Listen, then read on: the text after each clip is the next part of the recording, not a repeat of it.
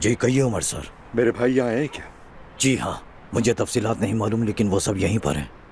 ठीक है, मैं यही हूँ। जो भी हो उसकी मुझे खबर देते रहना, ठीक है? ठीक है सर।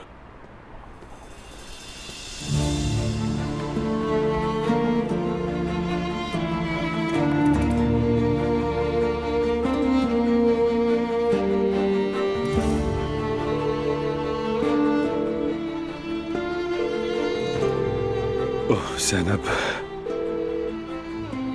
आखिर कहाँ हो तुम?